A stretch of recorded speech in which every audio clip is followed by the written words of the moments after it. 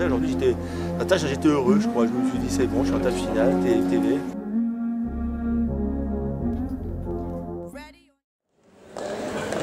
Alors aujourd'hui, nous sommes dans le Vieux-Lyon, pas pour faire la tournée du bouchon, mais pour rencontrer Joseph Cardino, le patron du Petit Glouton, qui a fait une performance à l'EPT Deauville. Il a fait 6e, c'est un personnage et je vous propose aujourd'hui de le rencontrer. Ouais, déjà bonjour Jojo. Bonjour Arthur. Et du coup, tu sais que tu nous as fait vibrer quand même pendant 6 jours. Je pensais pas autant en vérité. Franchement, je suis surpris de tout ce qui se passe là. Sur internet, les messages et tout, c'est incroyable quoi. C'est incroyable, mais voilà. Ouais. Surpris. Ouais.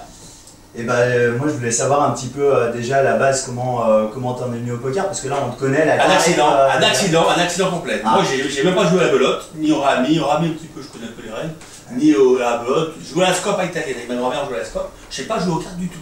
Ok. Un accident au ski, en vacances, un ami Alain, mon pote Alain, qui était vivant en Italie, il m'a dit ouais, je voudrais que tu m'achètes une maille de poker, on peut jouer au poker avec les copains, en Italie il n'y a pas de maille de poker. Donc on était en vacances ensemble en Latine, j'ai ramené la mallette, on jouait le soir, on ne savait pas les règles, on ne savait pas si la couleur était plus forte que la quinte, que le full était, on jouait un peu au pif, c'était des gens qui sont à l'incruté, oh mais non la quinte c'est moins fort qu'une couleur, la quinte, et puis le full c'est plus fort que la couleur, ah bon putain merde, on est tout normal. Puis voilà, puis un jour j'ai un client qui est venu manger, il avait un brillet de poker, et je lui ai dit tiens, tu joues au poker? Oui, on peut jouer dans les casinos à Lyon, on peut jouer, je sais pas touche. Bah je dis ouais tiens, je vais aller jouer un coup. Je joue avec du cash game. Moi je ne joue pas cash game du tout.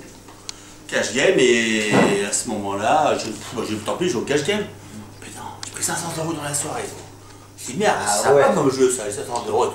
Puis après une semaine plus tard, là je perds 500 €. Je me dis tiens, c'est moins sympa, il y avait une espèce de chinois qui m'avait déstacké. Je comprenais rien aussi. Toujours une histoire de chinois. Non, mais je savais pas à quoi jouer, moi je faisais n'importe quoi, faut dire la vérité. Ensuite, la troisième fois que j'y vais, j'allais pour faire comme d'études du casier. Hop, monsieur s'il vous plaît, si vous voulez, aujourd'hui on a un site and go pour faire le Partouche Poker Tour. Si vous vous qualifiez, vous partez instantanément à ESO pour le Super Satellite. Moi je comprenais rien, elle me disait site and go, Super Satellite. Ça veut dire quoi? Ça coûte combien cette histoire? Elle me dit oh c'est 110 €. Et moi je me suis dit bon l'autre fois j'ai perdu 500 €, mais je peux pas perdre plus. Elle me dit non, si vous perdez 110 €. Alors je me suis dit tiens, moi ce que je veux c'est jouer, c'est pas gagner de l'argent. Gagner de l'argent pour moi je veux travailler, je suis au boulot pour gagner de l'argent. Pour moi, il n'y a pas d'autre façon de gagner de l'argent que de travailler. Pour moi, ça a toujours été comme ça. Donc je me suis dit comme je vais passer un bon moment, je dis tiens je vais faire Sit and Go. Je leur ai fait la misère. Je l'ai gagné mais un miracle. J'ai gagné Sit and Go et je vais à Saint-Amand Exo faire le Partouche Poker Tour. Où je suis sorti au premier niveau évidemment. J'ai fait des résumés, je fais des fiches. J'ai fait des résumés. Voilà, j'ai réécrit les livres, après je ne peux pas toujours les relire. Donc après je fais des petites fiches sur les livres que j'ai lus, je prends des notes. Et après je me fais des fiches que je relis. C'est plus simple de regarder les livres. Donc j'ai écrit des fiches sur tournoi, fin de tournoi satellite, comment finir le tournoi. Bon, le commencer c'est plus ou moins pareil, mais après à la fin, il ne faut pas oublier tout ce qu'il faut faire pour terminer. Quoi. Il y a plein de trucs à vérifier avant de faire n'importe quoi. Donc j'ai les fiches et je les relis quand je suis en fin de satellite.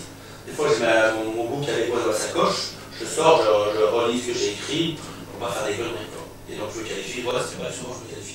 Moi je voulais également savoir, on t'a vu bien détendu, c'est quand même ta marque de fabrique, et je voulais savoir si vraiment c'était de la détente ou si c'est une façade. Je l'avais détendu parce que avant d'arriver à table, toute la matinée j'avais tout réfléchi à comment je vais jouer. Surtout les derniers jours. Le premier jour, bon, j'avais une stratégie générale, mais quand même tous les matins je réfléchissais à ce que je devais faire. Et en fin de compte, donc je travaillais beaucoup, même le soir en rentrant. Le soir en rentrant, quand j'avais le site draw de ma table, j'allais sur internet, je trouvais le site draw. Ensuite, je prenais donc des joueurs en photo site draw, j'allais faire un truc sur Random Mob, je sortais toutes leurs fiches Random Mob, et je regardais qui avait fait quoi. Hein, c'est comme ça que j'ai vu que Théodoros, que je crois quand il a As-Roi, j'ai vu qu'il avait qu'une ligne, et ce mec-là, on peut le pousser à faire l'erreur en lui parlant, en trash talkant, ouais, je sais que j'ai la meilleure main. Mais non, je suis sûr que j'ai la meilleure main. Et lui, j'avais vu qu'il avait qu'une ligne sur Random Mob. Et j'ai dit, ce genre de mec qui peut faire des grosses erreurs, n'importe qui aurait faute je pense, vu comme j'ai trash talk, j'en ai peut-être moins parlé avec un autre, mais lui, je savais qu'il avait qu'une ligne. Alors je me suis dit, il faut que je le pousse à payer. Et puis voilà. Donc je fais ça, et puis le matin, après je fais du sport, et ça fait que les séances de sophrologie, le sport, sophrologie, et après ça fait du coup quand j'arrive, bon ben je sais plus ou moins où j'en suis quoi. Maintenant tu as fait ce gain, cette performance, est-ce que ça te donne envie de continuer? Est-ce qu'on va te voir plus souvent sur le circuit? Bon, en tout cas, déjà, je l'ai fait depuis tout le temps. J'ai fait tout le temps en internet là. Bon, le PT, j'en ai fait quelques-uns qualifiés aussi. Barcelone, c'est qualifié. J'en ai aussi Bali quand j'ai pris un gros 30 000 $ sur internet une fois, j'avais pris ça. Quand je faisais payer le PT de Sanremo contre l'Aigoré avait gagné. Après, j'étais aussi à Berlin aussi, j'avais fait Berlin. Bon, voilà, non, je suis bon, on va voir, il faut bien réfléchir parce que j'ai mon travail, aussi ma famille. Bon, je ne veux pas non plus lancer comme ça, du jour au lendemain, non. Il faut bien réfléchir, quoi. Si on fait des propositions qui peuvent être intéressantes, jamais apparemment, ça peut arriver, je sais pas. Mais, voilà. Moi, je suis pas trop pour jouer trop tout de suite, mais voilà, je vais bien réfléchir. Moi, j'ai bien qualifié, comme ça coûte pas cher, quoi. Ouais, voilà, quand on arrive, on va vite. Tu as la satisfaction de te qualifier. Ah oui, parce que ça fait quand même de l'argent, quoi. C'est facile de dépenser de l'argent, de gagner, c'est facile. En termes de médias, on dit que tu es un bon client, tu es bavard, tu vois, tu joues avec la caméra et tout, enfin très facilement. Et du coup, est-ce que tu as eu des approches marketing après ta perf? Non, enfin, j'ai vu une dame, je sais pas qui c'est, Pokerstar, je sais pas, directrice de, je sais pas, communication, je sais pas. Elle avait son nom, mais je sais pas. C'était après, quand j'ai sorti, donc j'étais un peu perdu dans la salle de presse. J'ai donné des selfies à tapis volant. Et elle me dit, écoutez, qu'est-ce que vous faites pour Malte? Ben, je dis, non, là, je savais plus ton show poker là. C'était vidé parce que, je sais pas si vous verrez les vidéos que j'ai fait, ces films, quand vous les verrez, vous allez comprendre. Tout ce que j'ai fait pendant les 5 jours, j'étais vidé. Vidé. La préparation, mais j'étais au bout, j'étais arrivé au bout, j'étais vidé. Donc j'avais vraiment pas envie qu'on me parle de rejouer tout de suite. Hein. Donc sur le coup, j'ai dit, voilà, maths, je pensais prendre l'avion à la maths. Moi, je peux quand même penser à mon boulot. J'ai quand même des responsabilités à assumer, donc il faut quand même, quand je pars, il faut que je sois tout à jour dans mon travail. Je ne peux pas partir en laissant des problèmes qui sont en suspens. Donc moi, effectivement, j'avais des trucs à régler, donc j'y pensais à ce moment-là. J'ai dit, oh là, maintenant, mais si, parce qu'elle me dit, d'après ce que j'ai compris, parce que mon anglais n'est pas vraiment très bon, elle m'a dit qu'elle allait envoyer un mail à sa direction, et elle attendait la réponse, et qu'elle voulait m'inviter. Apparemment. Alors moi, je lui ai répondu, par contre, si vous voulez m'inviter, dans ce cas, j'aimerais bien faire le PT de Monaco. Si vous voulez m'inviter à Monaco, ça me fait plaisir. Elle me dit, bah, je sais pas si elle m'a répondu en réalité. Et puis, alors un truc qui m'a ému aussi, c'est quand j'ai quitté la salle de presse, tout le monde, je ne sais pas s'ils se sont levés au port, tout s'applaudit. Tous les journalistes, ils ont eu un applaudissement général des journalistes, incroyable, ça m'a ému. J'aurais dû filmer ça, je sais pas que j'allais faire ça. Je savais pas, j'aurais pu prendre mon téléphone, mais c'était, putain, ça m'a ému quand j'ai quitté la salle de presse, tout le monde debout, pas debout, qui m'ont applaudi, c'était fou quoi. Vraiment couverture, mais en tout cas, là c'est vrai que t'as vraiment touché tout le monde quoi. Hein. Clairement, c'est tant les joueurs qui suivaient ça à travers le live que les couvreurs qui eux nous faisaient transmettre ça. Les autres joueurs également, il n'y a qu'à voir sur tes selfies également comment les gens réagissent quand ils te voient. Alors autant sur les demi, c'est vrai que quand tu parles un petit peu et puis après avoir fait ton coup de taekwondo, bon ils ont tous mis le casque sur les oreilles, tu t'es retrouvé tout ça. J'ai pas fait gaffe, j'avais pas vu ça. Bon, j'ai fait mon truc, parce que je vois arriver le fleur sur moi, je me suis dit il y a un petit avertissement, il y a des avertis avant. Là, quand j'ai vu j'ai sauté par une barrière, j'ai dit no penalty, thank you, no penalty for me. Pas de penalty, hein. Moi j'ai pas vu sur le coup, j'ai pas vu parce qu'elle a tourné le dos, mais j'ai vu une vidéo, quand elle a tourné le dos, il s'est mis à rigoler. Il s'est mis à rigoler, il est parti. Ça j'ai pas vu moi dans le coup, et quand je suis revenu, je sautais par la barrière, dans l'élan, j'ai fait 2 coups de pied de taekwondo, et je me suis assis et j'ai dit I am like an elephant, but I am fast like a moose. Sometimes like rain, sometimes like cold. Be careful. J'ai pas vu ça encore. J'ai hâte de voir le replay en tout cas. Et justement, au niveau, toi, il y a une grosse différence entre le live et le online, puisque clairement, tu peux pas exprimer ta personnalité de la même manière. Mais en live, j'ai eu la chance de prendre un jour 60 000 $ là sur un tournoi en 2009 sur foot.com à l'époque. Bon après en fin de compte, j'ai commencé à jouer sur internet en m'amusant, on dit 100 $. Mondial, c'était mondial, donc on tombe sur les étrangers. Puis un jour j'étais sur internet tranquille, ça fait 3 mois que je jouais, c'était le mois de mars, puis elle a commencé en janvier. J'ai un Français qui est dans ma table et qui m'écrit dans le chat tiens Jojo, t'as commencé quand? Ok, en janvier. Il m'écrit en gros arrête vite. Arrête vite quoi, arrête vite. Je dis, oh, tu veux que j'arrête? Mais t'as perdu 2200 $, hein, puis 3 mois.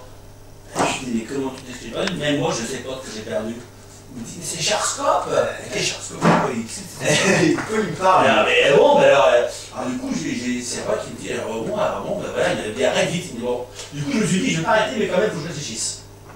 Et là, j'ai trouvé un bouquin, le jeu poker sur Internet. Je l'ai lu. Bon, enfin, c'était pas mal ce qu'il disait, mais bon, c'est surtout des trucs de clics machin. Enfin bon, il est bien ce bouquin, je sais plus qui l'a écrit déjà. Poker Internet, c'est sûr. D'accord. Et ce qu'il disait, ça ne me convenait pas tout à fait. Du coup, qu'est-ce que j'ai fait? Bah, j'ai adapté ce qu'il disait à ma convenance. Donc ça fait qu'après, je me suis mis à prendre une feuille blanche, à faire avec des colonnes, et je mettais une ligne par pseudo. Et voilà, je me suis mis à noter toutes les actions que je faisais à la table. Ah, Tout à la main, des signes. Il ne faut pas t'en écrire. J'ai des signes qui raise, call, limp, j'avais fait des signes et je notais tout. Et 3 semaines après, je prends 60 000 $. J'ai dit, c'est la folie. Comment j'ai fait comme ça? Et au final, c'est quoi le plus stressant? Ouvrir sur la Big Blind de McPhee ou alors se prendre un gros jus un soir de fête des Lumières avec ton resto? Moi, j'ai fait la compétition à haut niveau taekwondo, là. Donc ça va être beaucoup pour le poker. Ouais. Je me prépare au poker comme pour une compétition taekwondo. C'est tout pareil.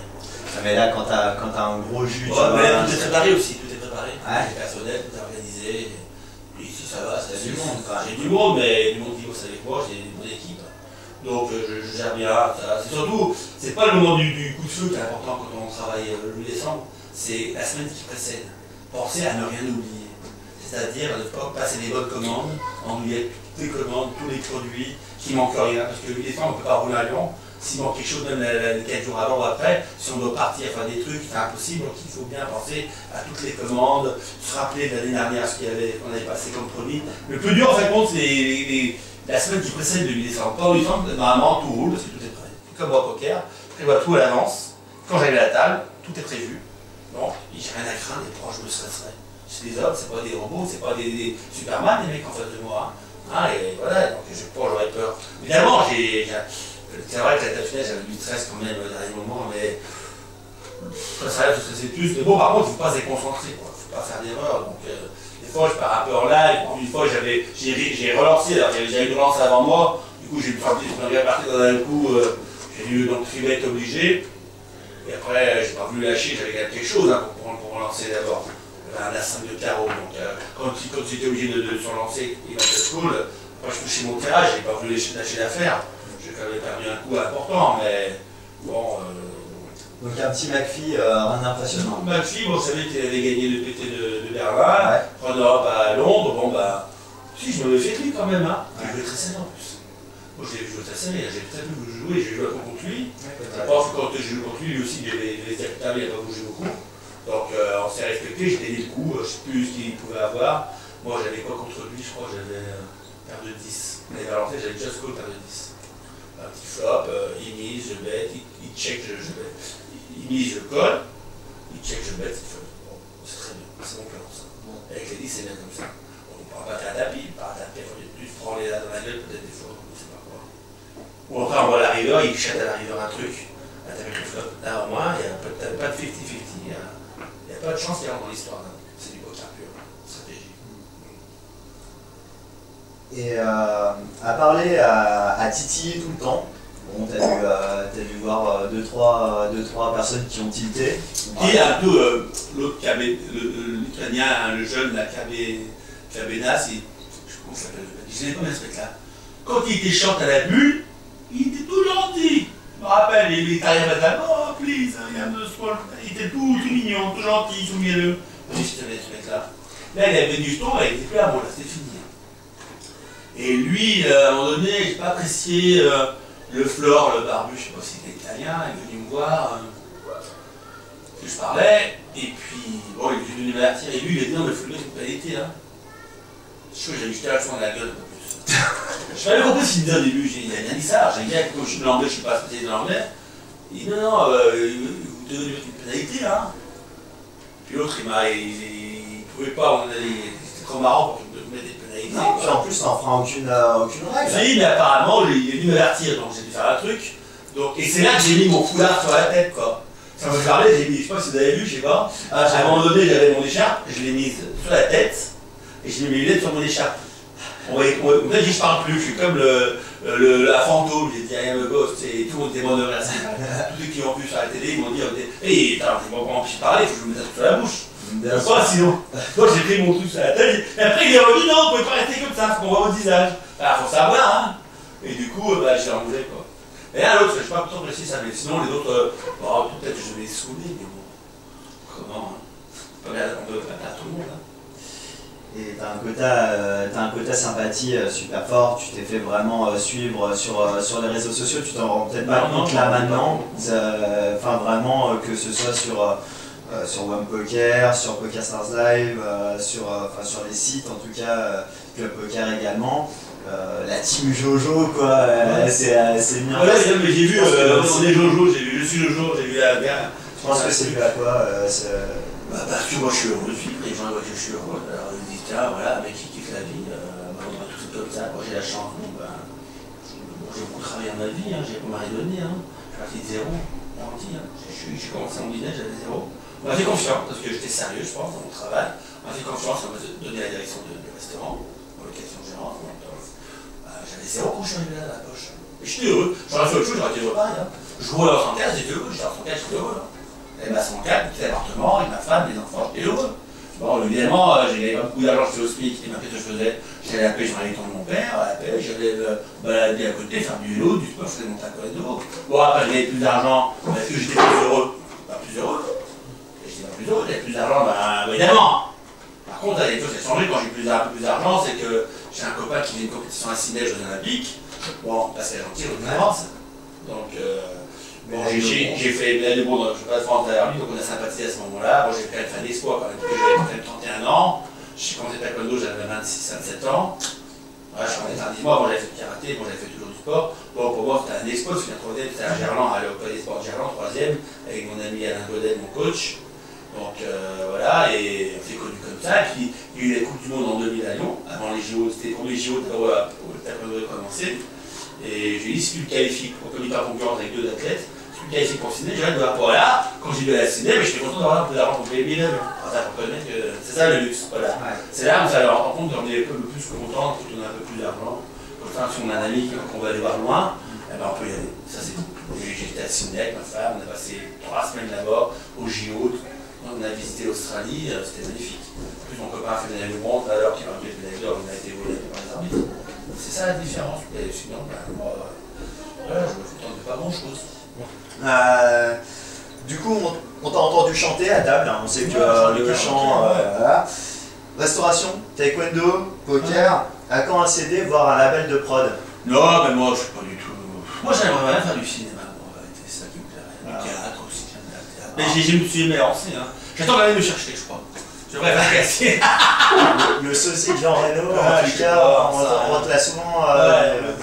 En plus, j'ai migré un peu dernier temps, je le dis plus. Ouais, bon, en tout cas, à table, le bon profil, quoi. Moi, je sais pas, je suis cool, je suis heureux de vivre, je kiffe ce truc. Là, déjà, quand j'étais placé, j'étais déjà heureux. Ouais. Après, j'ai dit, bon, je sais que je suis heureux, il faut que j'aille les jetons, hein. Donc, j'ai joué intelligemment, je pense. J'ai fait un poker qui n'est pas académique, je pense.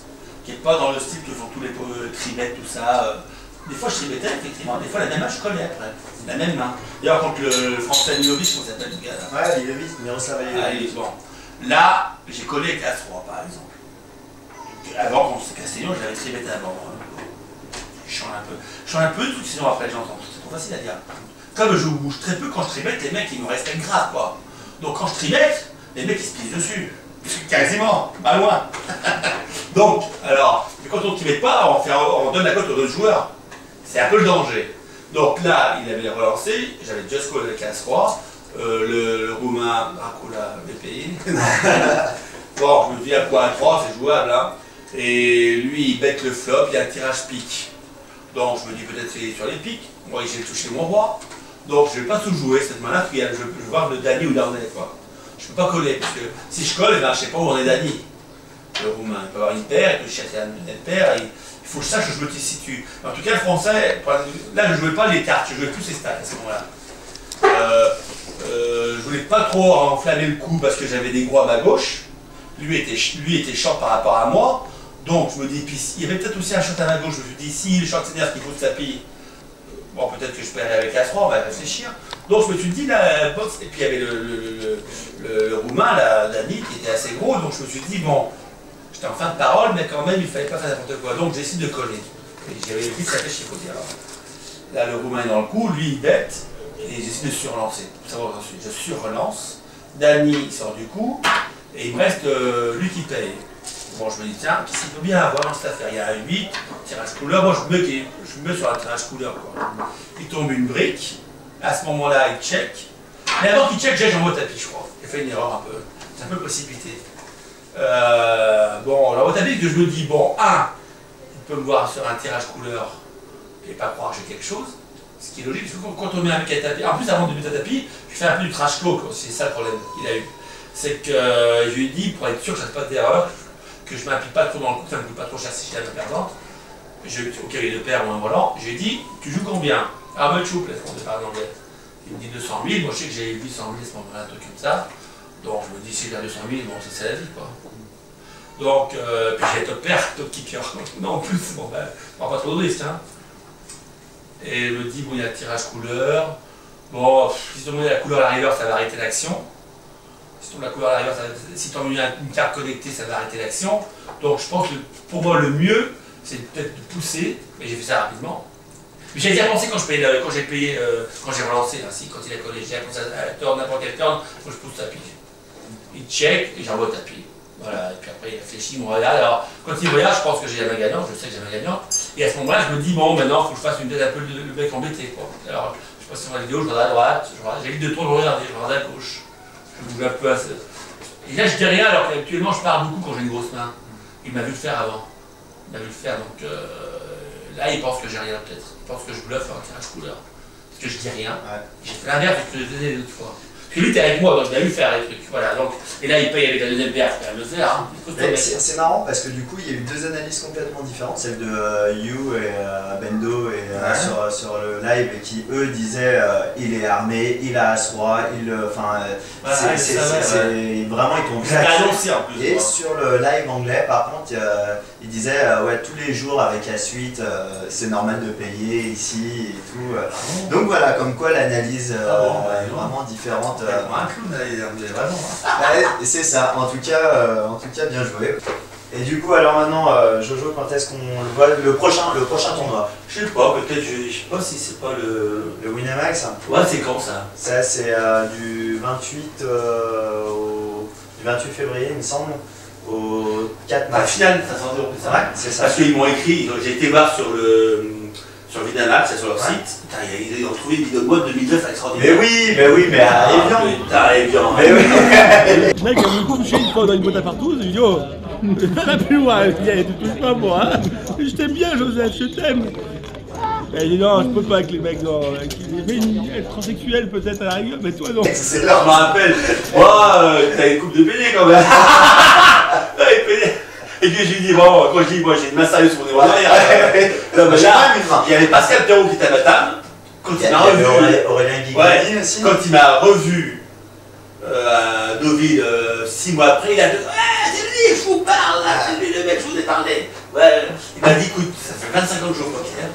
J'ai jamais autant ri de ma vie. On a passé 1h30 à rigoler, mais vraiment, à tel point que j'ai coupé, il n'y avait plus d'idée que j'en ai coupé plus de 5 minutes. Et coupé, c'était mort. On parlait de tout. Tu as écouté les coupés dans l'étape pour faire tomber les jetons, on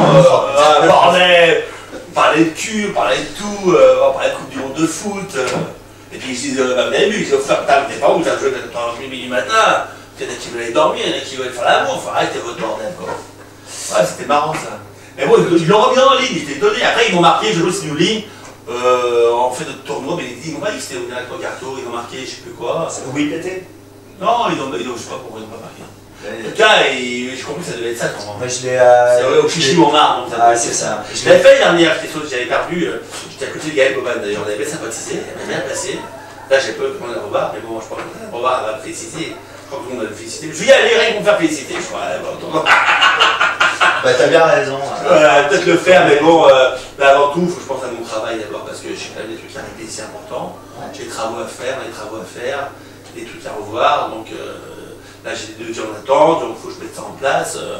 Voilà, il faut que je pense à mes employés, parce que là, je suis déjà un peu en retard, du coup, je suis encore rentré un peu en retard. Et oui, les pauvres. Donc, c'est ma femme, les enfants aussi. Bon, ils sont contents de gagner de l'argent, mais si je suis jamais là, ils vont pas être contents longtemps. Hein. C'est ça le problème. Donc, il faut penser aussi à la famille. Hein. Bien sûr. Ouais, tout ça, il n'y a pas que le guerre.